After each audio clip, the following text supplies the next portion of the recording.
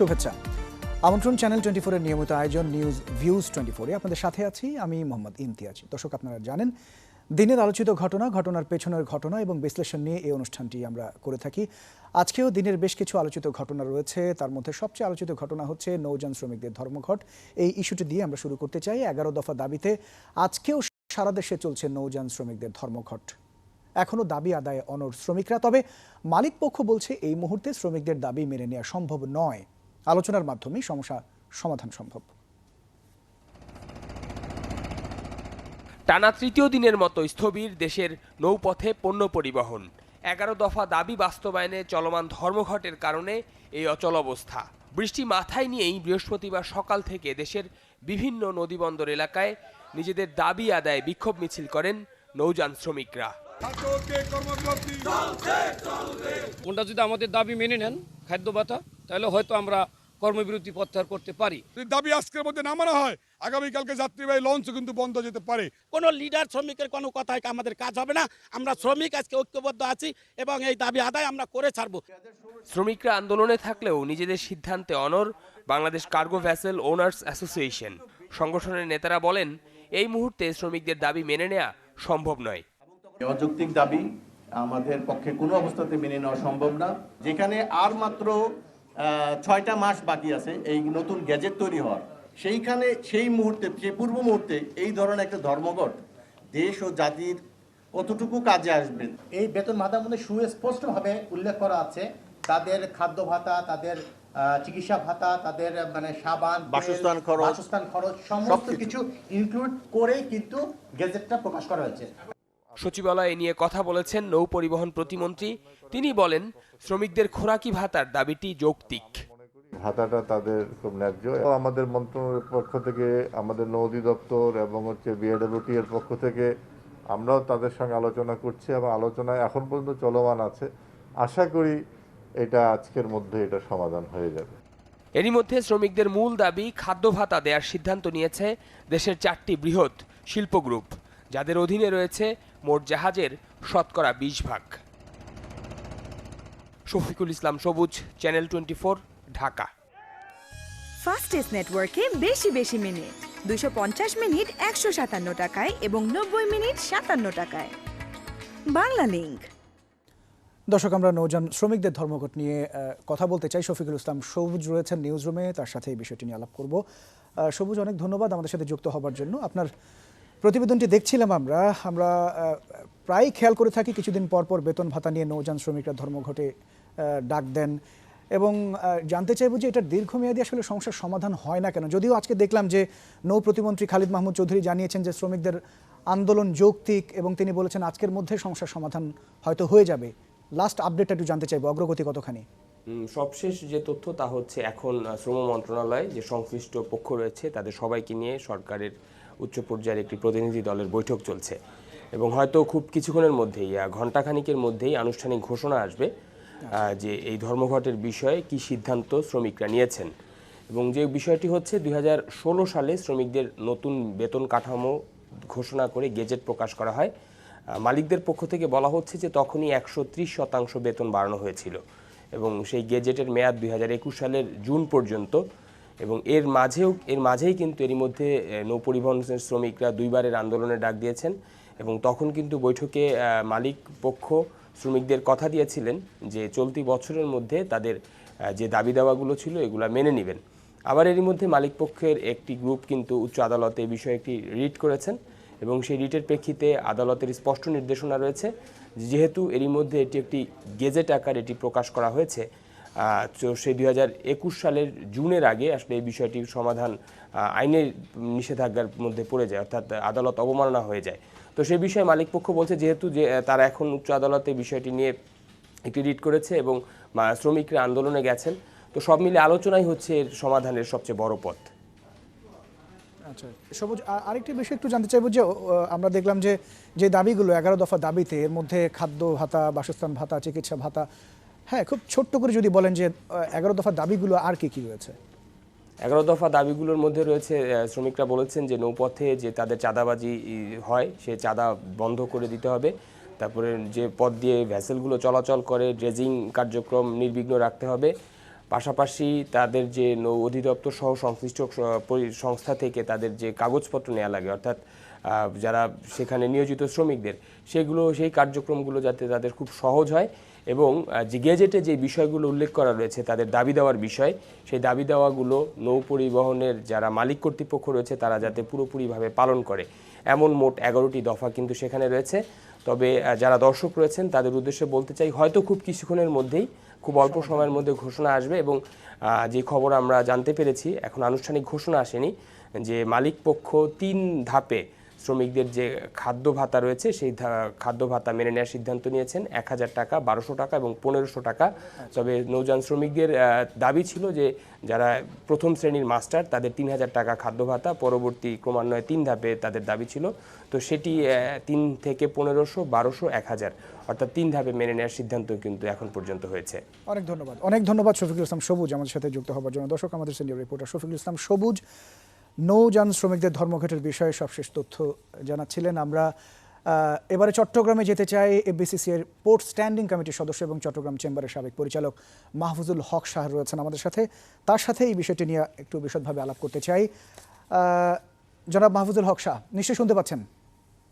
জি, আমি শুনতে পাচ্ছি। আপনি নিশ্চয়ই শুনছিলেন আমাদের সিনিয়র রিপোর্টার শফিকুল ইসলাম সবুজ বলছিলেন যে তাদের যে আন্দোলন, যে ধর্মঘটের মোটামুটি একটা সুরাহা হয়েছে, 3 ধাপে মালিক পক্ষ রাজি হয়েছে তাদের খাদ্য ভাতা দেওয়ার জন্য। তো আমরা যে প্রশ্নটি দিয়ে শুরু করতে চাই যে এই যে একের পর এক আন্দোলন চলে, ধর্মঘট হয় এবং সাধারণ মানুষ যারা তারা আসলে এটার জন্য ভুক্তভোগী হয়ে থাকেন, তো এটার দীর্ঘস্থায়ী সমাধান হয় না কেন? কি মনে হয় আপনার কাছে? হ্যাঁ, ধন্যবাদ আপনাকে। আসলে আপনি যৌক্তিকভাবে বলেছেন, এই সমস্ত এই যে আন্দোলনের যে সমস্যাটা, আন্দোলন হতেই পারে, দাবি দেওয়া থাকতেই পারে। বিশেষ করে নৌ পরিবহন শ্রমিকদের যে দাবি দেওয়ার যে বিষয়টা আমরা দীর্ঘদিন থেকে দেখে আসছি, বছরে 2বার 3বার এরকম আলটিমেটাম দেওয়া হয়, 5-7 দিন আন্দোলন চলে এবং সেটা আলাপ আলোচনার মাধ্যমে একটা টেম্পোরারি সমাধান হয়, কিন্তু আবার সেই আগের জায়গায় ফিরে। এখন আমাদের যে বক্তব্যটা হচ্ছে, এই সমস্ত সমস্যাগুলো সমাধান করার জন্য সরকারের পক্ষ থেকে দায়িত্বপ্রাপ্ত কে? এখানে শ্রম মন্ত্রণালয়ের একটা গাফিলতি আছে, নৌ পরিবহন মন্ত্রণালয়ের একটা গাফিলতি আছে। এটা অস্বীকার করার কোনো এখানে জো নেই। সেটা হচ্ছে শ্রম মন্ত্রণালয়কে যদি, যেহেতু শ্রমিকরা আন্দোলনে যাচ্ছিল, ওদের দাবি যৌক্তিক অযৌক্তিক সেটা পরের কথা, ওনারা 1 মাস আগে আলটিমেটাম দিয়েছে, ওনাদের প্রবলেম থাকতেই পারে। সাথে সাথে আমাদের যারা মালিক ভাই যারা আছে, যাদের যারা এই যে ভেসেল ওনার অ্যাসোসিয়েশন আছে, ওনাদের তো বেশ কিছু যৌক্তিক দাবি আছে, ওনাদের বক্তব্যগুলোও শুনতে হবে। 1 মাস আগে যেহেতু নৌ পরিবহন মন্ত্রণালয় বিভিন্ন দপ্তর থেকে লাইসেন্স নিয়ে কিন্তু এই নৌযানগুলা কিন্তু চলাচল করে থাকে। আর শ্রম অধিদপ্তরের কাজ কি? বাংলাদেশের যেখানে শ্রম অসন্তোষ হবে, যেখানে শ্রমিকদের প্রবলেম হবে, ওটা নিয়ে মালিক পক্ষের সাথে শ্রম মন্ত্রণালয় এটাকে সমাধান করার জন্য উদ্যোগ হবে। কিন্তু আমরা কি দেখছি, শ্রম মন্ত্রণালয় আছে, নৌ পরিবহন মন্ত্রণালয় আছে, ওনারা ঘুমিয়ে থাকে। যখন প্রবলেমটা অনেক দূর এগিয়ে যায়, মিডিয়ার মাধ্যমে সারা দেশবাসী জানতে পারে, আমরা ব্যবসায়ীরা যখন বলতে থাকি, তখন একটা পর্যায়ে গিয়ে এটাকে কোন রকমে বুঝতে পেরেছি। জনাব হক শাহ, মানে আমরা এইমাত্র জানতে পারলাম যে ধর্মঘট ইতিমধ্যে প্রত্যাহার করা হয়, তো এটি নিশ্চয়ই সুসংবাদ, সুখের খবর। কিন্তু এই যে এই ধর্মঘটগুলো হয়, এর কারণে বহির্নোঙরে যে পণ্য খালাসের যে ঝামেলা, অচল অবস্থা দেখা যায় এবং কোটি কোটি টাকার ক্ষয়ক্ষতি হয়, নিত্য প্রয়োজনীয় পণ্যের দাম বেড়ে যায় এবং এই ধর্মঘটের কারণে প্রায় 40টি কন্টেইনার আটকে রয়েছে, সেখানে নিত্য প্রয়োজনীয় পণ্য, চাল, ডাল, বিভিন্ন সরঞ্জাম আটকে ছিল। তো এই দায় আসলে কার? কে নেবে এই দায়? খুব সুন্দর প্রশ্ন করেছেন আপনি। দেখুন, চট্টগ্রাম বন্দরে টোটাল যে কার্গো গুলো ইম্পোর্ট হয়, তার মধ্যে 40% কার্গো আছে যেগুলা বিভিন্ন খাদ্য পণ্য, বিভিন্ন ভোগ্য পণ্য, বিভিন্ন ইন্ডাস্ট্রি র মেটেরিয়ালস, এগুলা এই নৌযানগুলোর মাধ্যমে, বিশেষ করে লাইটার ভেসেলগুলোর মাধ্যমে দেশের বিভিন্ন জায়গায় পরিবহন হয়ে থাকে। আজকে 3 দিন এক একটা মাদার ভেসেল যেগুলো আউটার এনকারেজে দাঁড়িয়ে আছে, সেগুলা এই যে ওয়েটিং টাইমটার জন্য পার ডে ওদের ফিক্সড কস্ট আছে 10 লক্ষ থেকে 15 লক্ষ টাকা বাংলাদেশি টাকা। এই টাকাটা দেবে কে? এই টাকাটা দায়ভার এসে পড়বে আমাদের যারা আমদানিকারক আছে, এবং আমাদের বৈদেশিক মুদ্রাগুলো বাইরে চলে যাবে এবং আলটিমেটলি গিয়ে আমাদের ভোক্তা সাধারণকে, জনগণকে এটা কিন্তু বহন করতে। এই জিনিসটা সাথে সাথে এই যে জাহাজগুলি বন্ধ আছে, লাইটের জাহাজগুলো, এই জাহাজগুলো প্রত্যেকটা অনেক মালিক আছে যারা ব্যাংক থেকে টাকা নিয়ে এখানে কিন্তু জাহাজগুলি বানিয়েছে। ওখানে একটা সমস্যা আছে সবকিছু মিলে আপনি যদি দেখুন দেশের যেই ইন্ডাস্ট্রিটা র ম্যাটেরিয়ালস এর জন্য বন্ধ হয়ে আছে আজকে, যে বঙ্গপণ্যের ইম্পোর্টার সে ইম্পোর্ট করে ব্যাংক থেকে এলসির মাধ্যমে ইম্পোর্ট করে লোন নিয়ে এটা এনেছে, যে দেশের বিভিন্ন জায়গায় যদি পরিবহন করতে না পারে সঠিক সময় ওর ক্লায়েন্টকে দিতে না পারে, তাহলে ওটা একটা লোকসান করতে হচ্ছে। সবকিছু মিলে দেশের অর্থনীতি একটা বড় ধরনের এখানে লোকসান হয়ে যায়। এবং বর্তমানে যেটা আমি বলতে চাচ্ছি, করোনা কালীন অবস্থায় বাংলাদেশের অর্থনীতি যখন ঘুরে দাঁড়াচ্ছিল, ঠিক তখনই এই ধরনের একটা হটকারী প্রোগ্রাম, আমি বলবো এটা দায়ী, আমি শ্রমিক ভাইদেরকে আমি দোষারোপ এখানে করছি না, ওই জন্য ওনারা একটা আলটিমেটাম দিয়েছে, ওনাদের যৌক্তিক অযৌক্তিক দাবি থাকতেই পারে, ওনাদের সাথে আলোচনা করে। এবং আরেকটা জিনিস এখানে বলার আছে, এটা খুব ছোট করে যদি বলেন। পক্ষ থেকে যেটা উঠিয়েছে, আমরা অতীতেও দেখেছি শ্রমিক আন্দোলনের নামে কিছু প্রফেশনাল শ্রমিক নেতা কিন্তু এখানে ঢুকে যায়, ওনারা গিয়ে এগুলোকে টেম্পোরারি ভাবে এই অনেক ধন্যবাদ মাহফুজুল হক আমাদের সাথে যুক্ত হবার জন্য, আপনাকে অনেক ধন্যবাদ। দর্শক, এতক্ষণ আমাদের সাথে যুক্ত ছিলেন নৌযান শ্রমিকদের ধর্মঘট বিষয়ে কথা বলছিলেন এফবিসিসিআই এর পোর্ট স্ট্যান্ডিং কমিটির সদস্য এবং চট্টগ্রাম চেম্বারের সাবেক পরিচালক মাহফুজুল হক শাহ।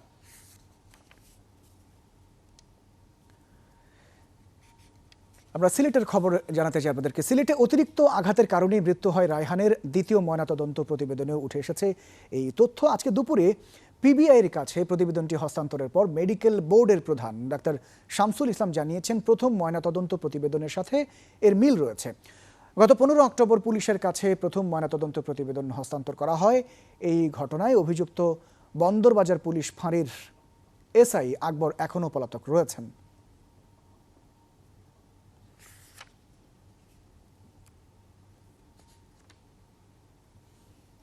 রায়হান আহমদের দ্বিতীয় ময়নাতদন্তের রিপোর্ট আজকে আমরা পিবিআইকে হস্তান্তর করি এবং এই রিপোর্টগুলোর মধ্যে আমরা যেটা প্রথম ময়নাতদন্ত রিপোর্ট আমরা প্রদান করি, সেই রিপোর্টের সাথে দ্বিতীয় রিপোর্টের ইনফরমেশনগুলো সামঞ্জস্যপূর্ণ।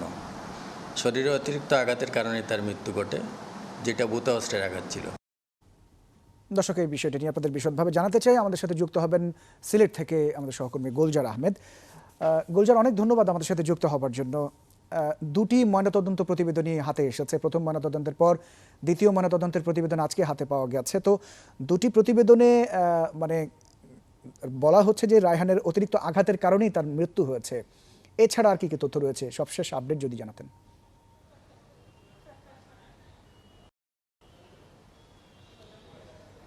ইমতিয়াজ, আসলে দেখেন যে প্রায় 5 দিন পর কিন্তু দ্বিতীয় ময়নাতদন্তের প্রতিবেদন দেওয়া হলো। এর আগে প্রথম যে ময়নাতদন্ত সেটি 11 তারিখ গ্রহণ করা হয়েছিল এবং 15 তারিখ পিবিআইয়ের কাছে হস্তান্তর করা হয়েছে। 15 তারিখ যখন তার ফের মরদেহ কবর থেকে তোলা হয় এবং ওসমানী মেডিকেল কলেজ হাসপাতালে ফরেন্সিক বিভাগে যখন তার ময়নাতদন্তের কাজ সম্পন্ন হয়, আজকেই কিন্তু পিবিআইয়ের কাছে দ্বিতীয় ময়নাতদন্তের রিপোর্ট দেওয়া হয়েছে। এক্ষেত্রে আসলে সূক্ষ্ম কিছু পরিবর্তন ছাড়া বাকি একই অবস্থা ছিল এবং চিকিৎসক যিনি আছেন ডাক্তার শামসুল ইসলাম, তিনি যেটি বলেছেন যে প্রথম যে ময়নাতদন্ত ছিল সেই ময়নাতদন্তের সাথে অনেকটা মিল রয়েছে। যে সূক্ষ্ম পরিবর্তনগুলো আসছে সেটি আইনি জটিলতার কারণে তিনি আমাদের কাছে প্রকাশ করেননি। তবে তিনি বলেছেন যেহেতু আদালত এখানে তাদেরকে আদালতের কাছে বিষয়গুলো উপস্থাপন করবেন এবং মামলার যে তদন্তকারী সংস্থা যারা আছে পিবিআই তাদের কাছে দিয়েছেন, তারাই বিষয়টি আসলে পুরোপুরি বলবেন। এর আগে আপনাকে জানিয়ে রাখি যে একই ঘটনায় গতকালকে কিন্তু প্রথমে পুলিশ 7 জন সদস্যকে 4 জনকে সাময়িকভাবে বহিষ্কার আর 3 জনকে প্রত্যাহার করেছিল। গতকাল আরও একজনকে বহিষ্কার করা হয়েছে, সাময়িকভাবে বহিষ্কার করা হয়েছে।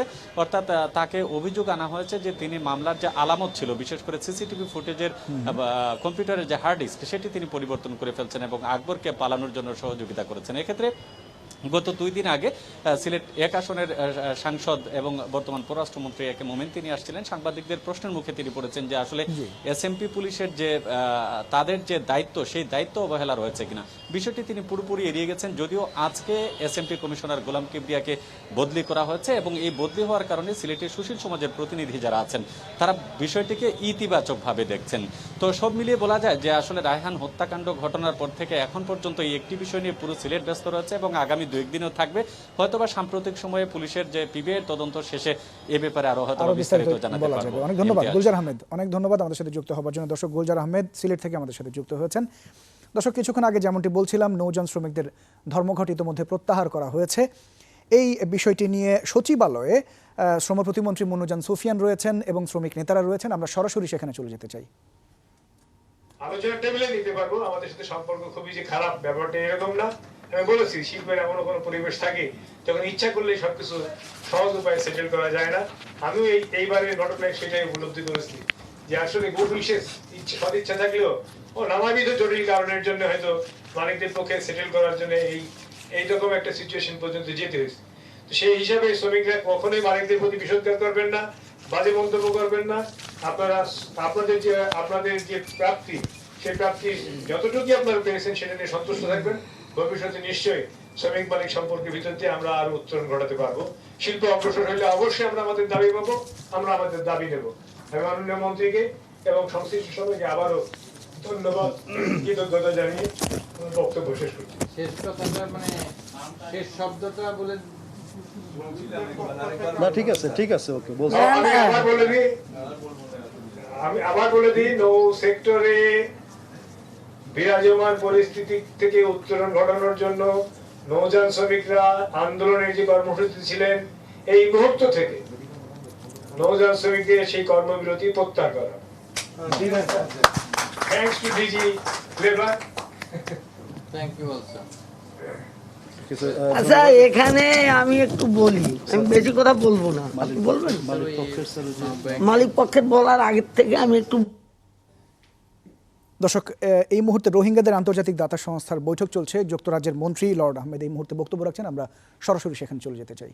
£5 million for the Rohingya communities, for the purposes, importantly, of education, for nutrition, for water, health and sanitation, and livelihood support. We all recognise that conflict exacerbates the challenges and indeed the discrimination faced by the Rohingya and other vulnerable communities in Rakhine. The government of Myanmar must allow all communities equal access to healthcare and other essential services.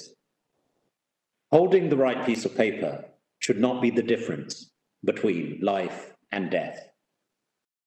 The United Nations and other humanitarian organizations must also be allowed unfettered access to Rakhine to provide life-saving assistance. দর্শক, রোহিঙ্গাদের আন্তর্জাতিক দাতা সংস্থার বৈঠকে যুক্তরাজ্যের মন্ত্রী Lord Ahmed এতক্ষণ কথা বলছিলেন, তারই অংশ বিশেষ আমরা এতক্ষণ সরাসরি সম্প্রচার করছিলাম। ছোট্ট একটা বিরতির সময় হলো, বিরতির পর আরও তথ্য রয়েছে, সাথে থাকবেন। করোনাকালীন স্বাস্থ্য বিধি মেনেই শুরু হলো শারদীয় দুর্গোৎসব। মহাষষ্ঠীতে মণ্ডপে মণ্ডপে রয়েছে নানা আয়োজন। ষষ্ঠীতে দশভুজা দেবীর আমন্ত্রণ এবং অধিবাস হয়, চলে পূজা এবং অঞ্জলি। এবছর দেবী দুর্গা দোলায় চড়ে এসেছেন, যাবেন গজে চড়ে।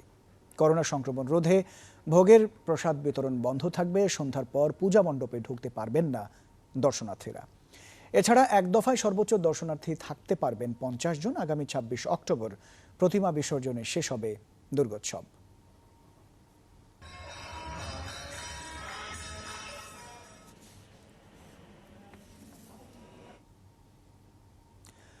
মহামারী কালেও শারদীয় দুর্গোৎসবে পূর্ণ মাত্রায় নিরাপত্তা দেবে র্যাব। রাজধানীর গুলশান বনানী সার্বজনীন পূজা মণ্ডপ পরিদর্শন শেষে ব্রিফিংয়ে এই কথা জানিয়েছেন বাহিনীটির মহাপরিচালক। একটু ভিন্ন প্রেক্ষাপটে যেহেতু সেই রকম জনসমাগম হওয়ার সম্ভাবনা কম, তথাপিও আমরা আমাদের আইন শৃঙ্খলা পরিস্থিতি নিয়ন্ত্রণে নিরাপত্তা জোরদার থাকবে এবং নিরাপত্তা ব্যবস্থা আমাদের অব্যাহত থাকবে। মহাষষ্ঠীতে ভিডিও কনফারেন্সের মাধ্যমে কলকাতা সহ পশ্চিমবঙ্গের একাধিক দুর্গাপুজোর উদ্বোধন করলেন ভারতের প্রধানমন্ত্রী নরেন্দ্র মোদী। তসরের পাঞ্জাবি পরে সবাইকে চমকে দিয়ে বাংলাতেই ভাষণ শুরু করেন প্রধানমন্ত্রী। কখনো রবীন্দ্র বন্দনা, কখনো দুর্গাস্তব পাঠ। বলেন, পশ্চিমবঙ্গবাসীর উৎসাহ এবং উচ্ছ্বাস দেখে তার মনে হচ্ছে তিনি দিল্লিতে নয় বরং কলকাতাতেই রয়েছেন। শারদোৎসব আবহে রাজ্যবাসীকে শুভেচ্ছা জানিয়ে প্রধানমন্ত্রী বলেছেন, বাংলার পবিত্র ভূমিকে প্রণাম জানাচ্ছেন তিনি। বাংলার অগ্নিযুগের বিপ্লবী, বিজ্ঞানী, সাংস্কৃতিক মনীষীদের প্রণামও জানিয়েছেন তিনি।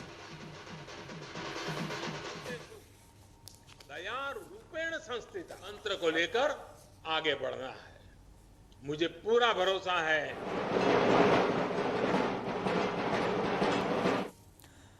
দর্শক, আমরা ভারতের কলকাতা যেতে চাই। সরাসরি আমাদের সাথে এই মুহূর্তে যুক্ত হবেন শুভজিৎ পতুতুণ্ড। শুভজিৎ, মহাষষ্ঠীতে আপনাকে স্বাগত জানাচ্ছি।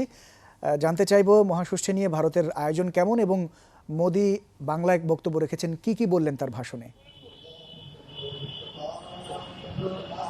দেখুন, নরেন্দ্র মোদীর যে পুজো উদ্বোধন সেটা কিন্তু অনেকটাই স্থির ছিল, এবং ইজেসিসিতে একটা digital regional cultural centre Kolkata, সেখানে কিন্তু বিজেপির সমস্ত নেতা নেত্রীরা আজকে উপস্থিত হয়েছিলেন।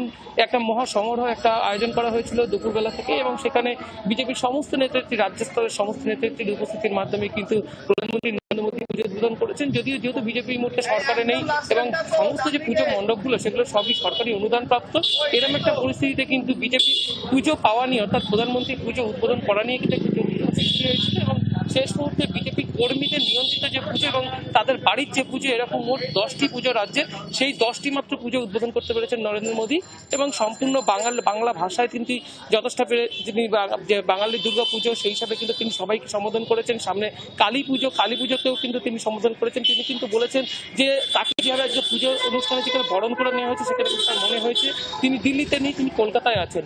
আপনি জানেন এই মুহূর্তে কিন্তু পশ্চিমবঙ্গের যে করোনা আবহের মধ্যে যে পুজো চলছে, সেখানে কিন্তু পুজো মণ্ডপের যে 50 মিটারের মধ্যে সেখানে কিন্তু একটা ব্যাপক নিরাপত্তা বলয় সৃষ্টি করা হয়েছে, এবং প্রতিমা থেকে 10 মিটার দূরত্ব থেকে, অর্থাৎ বড় পুজোর ক্ষেত্রে 10 মিটার, ছোট পুজোর ক্ষেত্রে 5 মিটার, মূল মণ্ডপের থেকে বাইরে থেকে কিন্তু দর্শনার্থীদের ঠাকুর দেখতে হচ্ছে এখনো পর্যন্ত। আজকে মহাষষ্ঠী, এখনো পর্যন্ত ষষ্ঠীর বোধন হয়ে গেছে, এবং সেরকম জায়গা থেকে কিন্তু এখনো পর্যন্ত যে পুজোর কার্যকলাপ সেটা কিন্তু হবে অষ্টমীর দিন, যেখানে যেটা জনজোয়ারের একটা আশঙ্কা করা হচ্ছে অর্থাৎ মণ্ডপের বাইরে, সেক্ষেত্রে কিন্তু পুলিশ প্রশাসন যথেষ্ট বেশি তৎপর রয়েছে। হাইকোর্টের যে নির্দেশ, সেই নির্দেশ বলবৎ করতে কিন্তু এখনো সমস্ত পুজো মণ্ডপের বাইরে স্যানিটাইজিং টানেল লাগানো হয়েছে। মূলত মুখ্যমন্ত্রী মমতা বন্দ্যোপাধ্যায় এবার কিন্তু 12 কি 13 তারিখের পর থেকে কিন্তু পরপর তিনি কিন্তু অনলাইনে ভার্চুয়ালি পুজো উদ্বোধনগুলো শুরু করে দেন, এবং তারপরেই দেখা যায় যে পুজো উদ্বোধন হয়ে যাওয়ার পরপরই কিন্তু সর্বক্ষেত্রে একটা জনসমাগম লক্ষ্য করা যায়, এবং তারপরেই একটা জনস্বার্থ মামলা দায়ের হয়েছিল। শুভজিৎ, বাংলাদেশের যে বিষয়টি আমরা দেখছি যে বাংলাদেশে খুব ছোট্ট করে যদি বলেন যে এই করোনার কারণে ভোগের প্রসাদ বিতরণ বন্ধ, সন্ধ্যের পর পূজা মণ্ডপগুলোতে সাধারণ দর্শনার্থী 50 জনের বেশি থাকা যাবে না, আপনি যে পূজা মণ্ডপ সেখানে কি অবস্থা আসলে কলকাতায় কেমন দেখছেন? সেখানেও কি একই রকম যে 50 জনের বেশি ঢুকতে পারবেন না, এরকম কোনো বিধিনিষেধ রয়েছে? কলকাতায় প্যান্ডেল,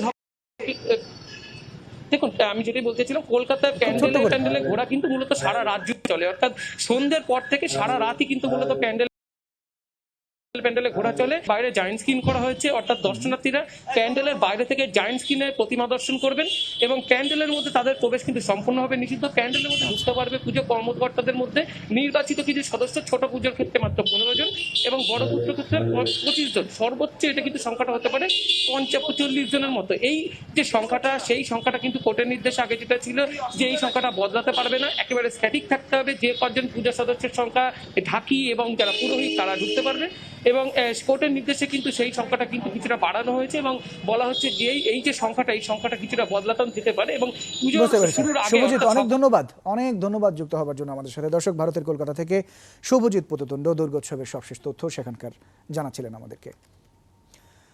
দুর্ঘটনার স্থান চিহ্নিত করে তার সমাধানে কাজ করে যাচ্ছে সরকার। জাতীয় নিরাপদ সড়ক দিবসের অনুষ্ঠানে একথা বলেছেন প্রধানমন্ত্রী শেখ হাসিনা। তিনি বলেছেন, আওয়ামী লীগ দেশের উন্নয়ন করে আর বিএনপি তা ধ্বংস করে। সড়কে চলাচলের সময় সবাইকে আইন মেনে চলারও পরামর্শ দিয়েছেন প্রধানমন্ত্রী। বাংলাদেশ 2017 সাল থেকে 22 অক্টোবরে জাতীয় নিরাপদ সড়ক দিবস পালন করা হয়। এই ধারাবাহিকতায় চতুর্থবারের মতো পালিত হচ্ছে দিবসটি। সড়ক ও সেতু মন্ত্রণালয়ে ভিডিও কনফারেন্সের মাধ্যমে প্রধান অতিথির ভাষণে প্রধান সড়ক যোগাযোগের উন্নয়নে তার সরকারের গৃহীত নানা পদক্ষেপ তুলে ধরেন। ইতিমধ্যে আমাদের গৃহীত পদক্ষেপের ফলে আমরা স্বল্পোন্নত দেশ থেকে আমরা উন্নয়নশীল দেশে উন্নীত হওয়ার পথে যাত্রা শুরু করেছি। প্রধানমন্ত্রীর জানমাল রক্ষায়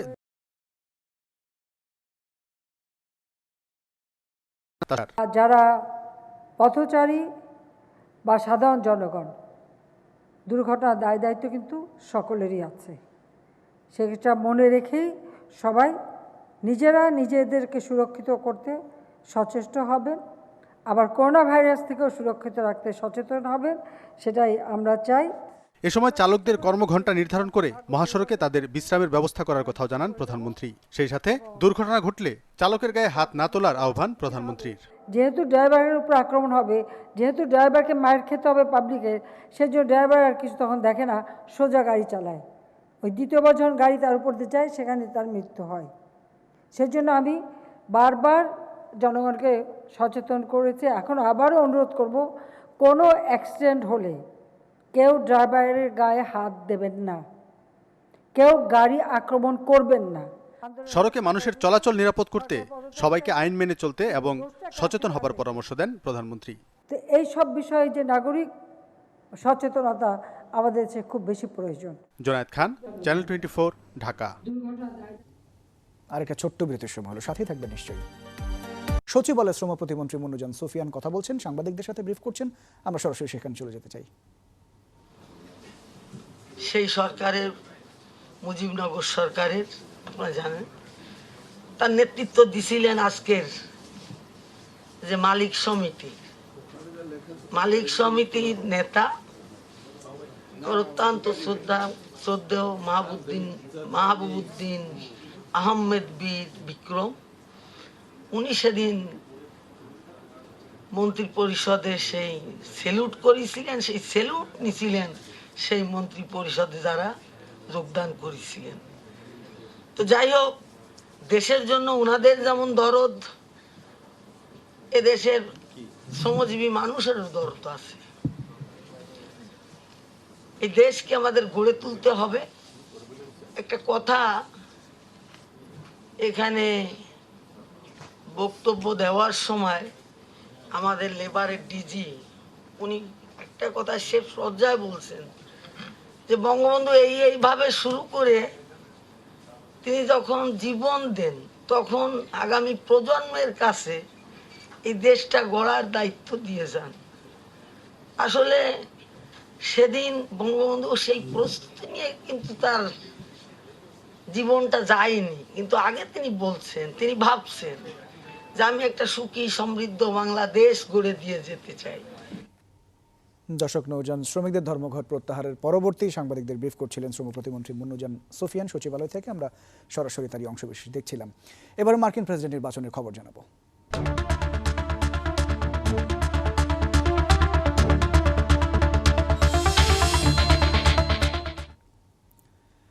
প্রেসিডেন্সিকে রিয়েলিটি শো ভাবেন ডোনাল্ড ট্রাম্প। আগে থেকেই সমৃদ্ধ মার্কিন অর্থনীতির পুরো কৃতিত্ব নিতে চান, অথচ মহামারীর সব দায়ী এড়িয়ে যান, এমন অভিযোগ করেছেন সাবেক মার্কিন প্রেসিডেন্ট বারাক ওবামা। ফিলাডেলফিয়ায় ডেমোক্রেট প্রার্থী জো বাইডেনের পক্ষে প্রচারণায় অংশ নেন ওবামা। বলেন, টুইটেই সব সমস্যার সমাধান করতে চান বর্তমান প্রেসিডেন্ট। অভিযোগ করেছেন, ট্রাম্পের গেল 4 বছরের ক্ষমতায় ইতিহাসের সবচেয়ে বাজে সময় পার করেছেন মার্কিনীরা। আর নর্থ ক্যারোলাইনায় প্রচারণায় ট্রাম্প বলেছেন, স্বাধীন রাষ্ট্রের মতো আর চিন্তার স্বাধীনতা পেতে তাকেই পুনর্নির্বাচিত করবেন মার্কিনীরা। মার্কিন গোয়েন্দা বিভাগের দাবি, দেশটির ভোটারদের নির্বাচনী তথ্য রয়েছে ইরান আর রাশিয়ার কাছে। সম্প্রতি ডেমোক্রেট ভোটারদের হুমকি দিয়ে ইমেল দেয় Iran. I never take anything for granted. I've worked really hard to try to earn the votes of the folks in West. দর্শক, আমরা নিউ ইয়র্কে যেতে চাই। সেখান থেকে সরাসরি যুক্ত হচ্ছেন প্রবাসী সাংবাদিক শিহাবুদ্দিন কিসলু। শিহাবুদ্দিন কিসলু, অনেক ধন্যবাদ যুক্ত হবার জন্য আমাদের সাথে। প্রথমে যে বিষয়টি জানতে চাইব, ওবামা প্রচারণায় নেমেছেন, এই ঘটনাটিকে আপনি কিভাবে দেখছেন, প্রথমেই জানতে চাইব। ধন্যবাদ ইমতিয়াজ। যে বিষয়টি সেটি হচ্ছে সাবেক প্রেসিডেন্ট বারাক ওবামা, তিনি এই যুক্তরাষ্ট্রের প্রথম রাজধানী কনস্টিটিউশনাল ক্যাপিটাল যে ফিলাডেলফিয়াতে যে বক্তব্য রেখেছেন, এবং আজকে তিনি ফ্লোরিডাতে বক্তব্য রাখবেন। তিনি বেসিক্যালি তার বক্তব্যের মধ্যে দিয়ে আমার পর্যবেক্ষণে যেটি এসেছে বা অন্যান্যরাও যেটি ভাবছেন সেটি হচ্ছে যে তিনি মূলত সংখ্যালঘু ভোটারদেরকেই টার্গেট করে কথা বলেছেন, এবং বিশেষ করে যারা এখনো ফ্রাস্ট্রেটেড, আপনি দেখবেন তার বক্তৃতায় এক জায়গায় এসেছেন যে আমার আমলেও যেই ব্যর্থতাগুলো ছিল বা যেই পিছিয়ে পড়াগুলো ছিল সেগুলোর জন্য অনেকে হয়তো ভোট দিতে আসতে চাইবেন না, কিন্তু তাদেরকে আসতে হবে। এবং তিনি বলেছেন যে যত যাই বলেন না কেন, এবার এটিকে এড়িয়ে যাওয়া মোটেও যাবে না, তার কারণ যত জনমতেই এগিয়ে থাকুক না কেন ট্রাম্পের বিজয়ের সম্ভাবনা কিন্তু রয়েছে। তিনিও এই আশঙ্কা ব্যক্ত করেছেন। যে কারণ তার বক্তব্যের উদ্দেশ্য আমি যেটি বুঝেছি দুটো, একটি হচ্ছে যে এই মাইনরিটি ভোটার, সংখ্যালঘিষ্ঠ ভোটার, বিভিন্ন কালার ভোটার, আর দ্বিতীয়ত হচ্ছে যে তিনি ভোট কেন্দ্রে যাওয়ার জন্য বা ব্যালটে ভোট দেওয়ার জন্য দুটোর ক্ষেত্রে উৎসাহিত করেছেন, যাতে কোনোভাবেই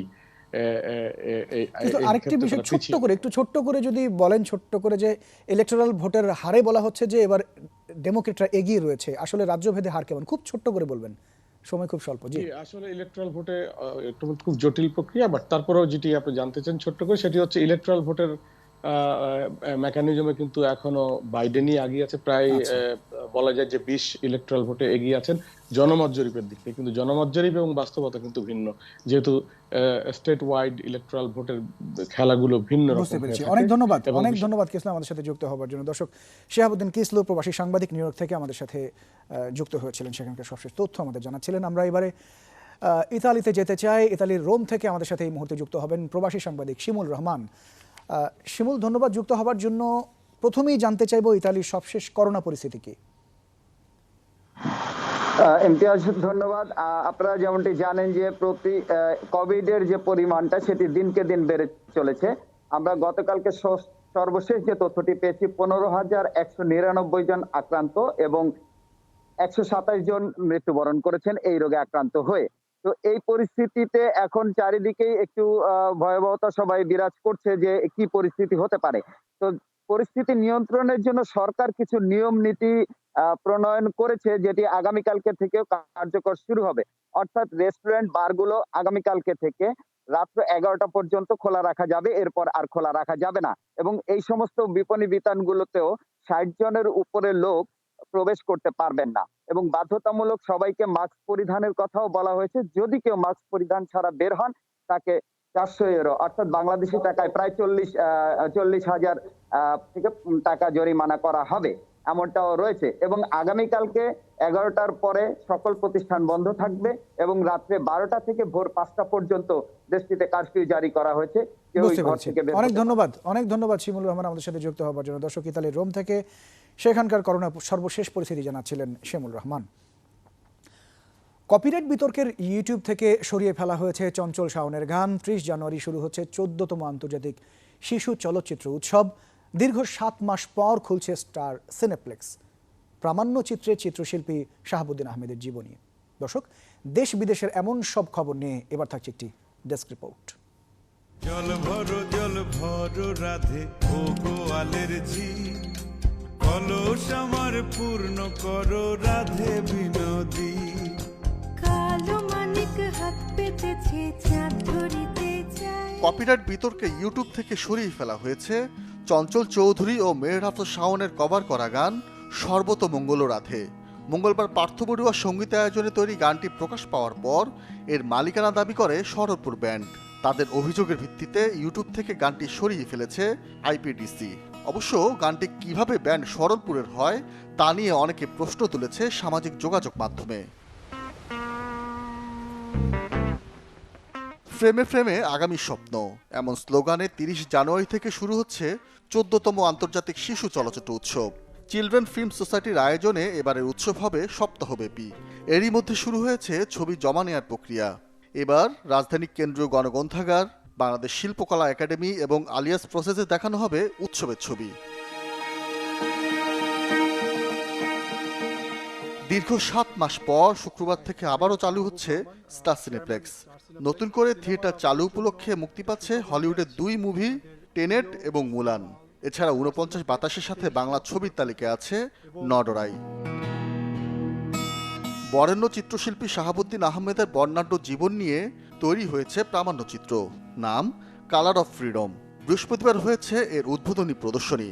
একজন মুক্তিযোদ্ধার শিল্পী হয়ে ওঠার গল্পই মূলত তুলে ধরা হয়েছে প্রামাণ্যচিত্রটিতে, যেখানে শিল্পী শাহাবুদ্দিনকে ছাপিয়ে ব্যক্তি শাহাবুদ্দিনকেই ক্যামেরাবন্দি করেছে নির্মাতা অজয় রায়।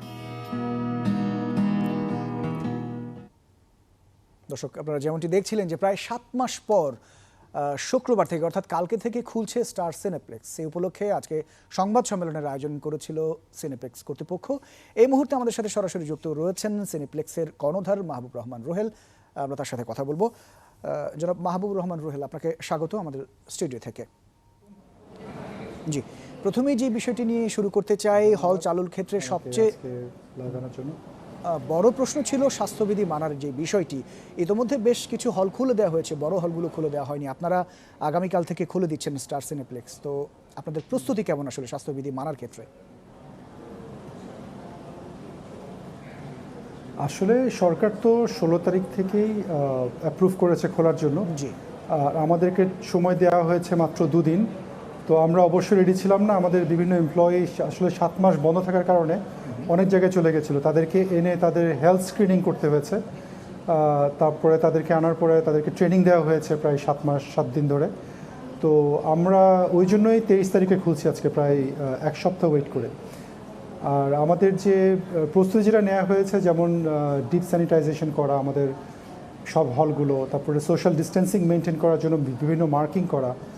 আর আরেকটা আমাদের সফটওয়্যারের মধ্যে চেঞ্জ করতে হয়েছে যে সিট কেউ কখনো পাশাপাশি নিতে পারবে না, অটোমেটিকলি সিটগুলো অ্যালোকেট হয়ে যাবে, যেমন একটা সিট গ্যাপ করে। আমাদের মিনিমাম 1 মিটার গ্যাপ যাতে থাকে, এইভাবে আমরা অ্যারেঞ্জমেন্ট করছি।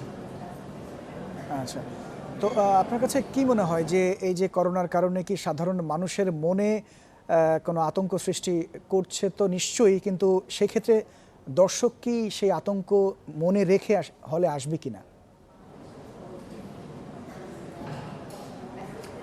আমি মনে করি আসলে 7টা মাস আমরা যেমন ঘরে অবরুদ্ধ ছিলাম, অনেকে অনেক কিছু থেকে বঞ্চিত হয়েছে।